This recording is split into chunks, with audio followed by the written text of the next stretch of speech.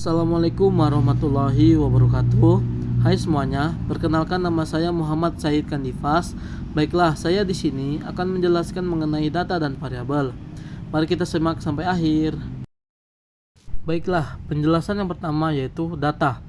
Pengertian data, apa sih itu data? Data merupakan kumpulan informasi atau fakta yang diperoleh melalui pengamatan, pengukuran, atau pengumpulan lainnya, yang kemudian dapat diolah dan dianalisis untuk menghasilkan informasi yang lebih berarti. Data dapat berupa angka, teks, gambar, suara, atau bentuk lainnya, yang dapat digunakan sebagai dasar untuk membuat keputusan, melakukan penelitian, atau menyelesaikan masalah. Nah, yang selanjutnya yaitu syarat data. Syarat data ada 4. Yang pertama yaitu objektif. Data yang diperoleh dari lapangan hasil pengukuran harus ditampilkan dan dilaporkan apa adanya. Yang kedua yaitu relevan. Dalam mengumpulkan dan menampilkan data harus sesuai dengan permasalahan yang sedang dihadapi atau diteliti. Yang ketiga yaitu up to date atau sesuai perkembangan. Data tidak boleh usang atau ketinggalan zaman.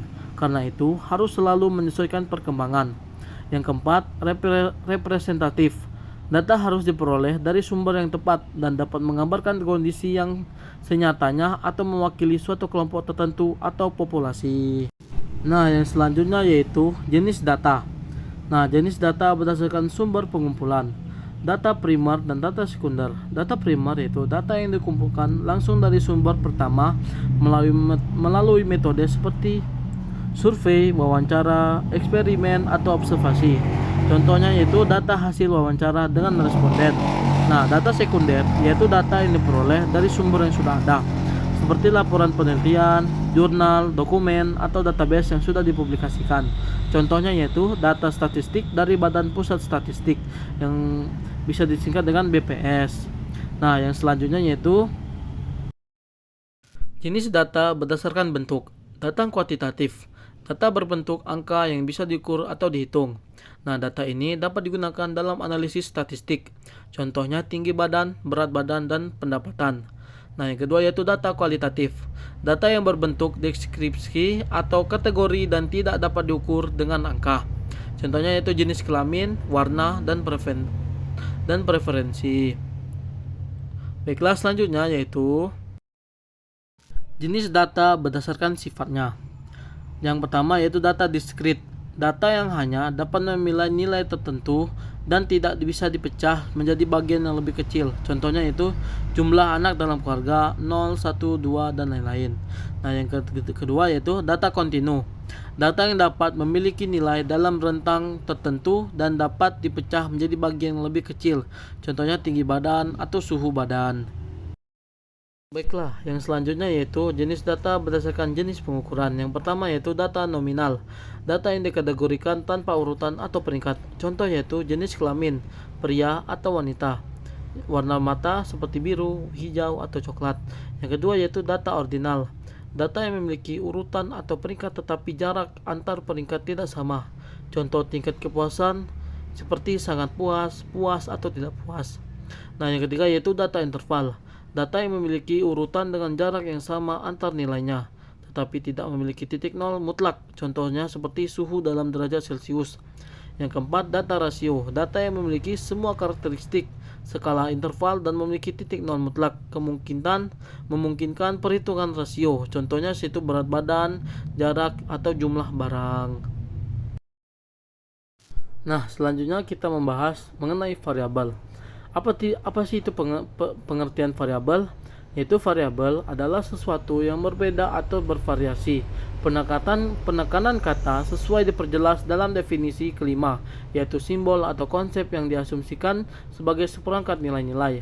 Menurut Kerlinger, mengartikan variabel sebagai bentuk konstruk atau konstruks atau sifat yang akan dipelajari.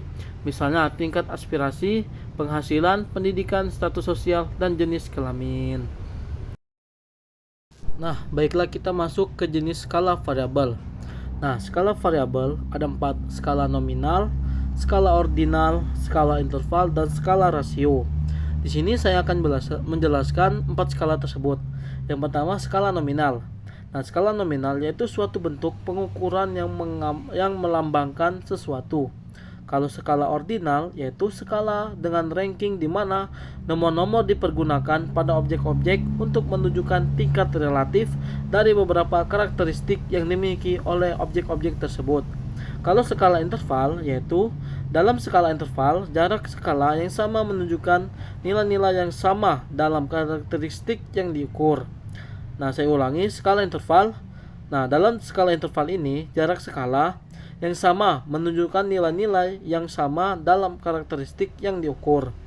Yang keempat yaitu skala rasio. Skala rasio memiliki ciri-ciri dari skala nominal, ordinal, interval, dan juga memiliki nilai absolut. Karena memiliki prototipe seperti itu, maka skala ini sering dikatakan sebagai skala tingkat tinggi. Baiklah, sekarang kita masuk ke jenis variabel. Yang pertama yaitu jenis variabel independen, merupakan variabel yang mempengaruhi atau menjadi penyebab berubah atau timbulnya variabel dependen atau terikat.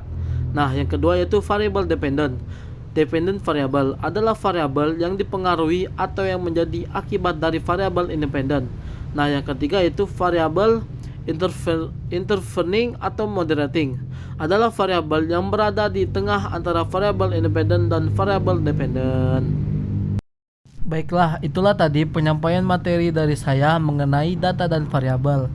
Kurang lebihnya saya mohon maaf. Semoga ilmu yang saya sampaikan ini bermanfaat bagi kita semuanya. Saya Muhammad Asyid Kanifas undur diri. Assalamualaikum warahmatullahi wabarakatuh. Terima kasih.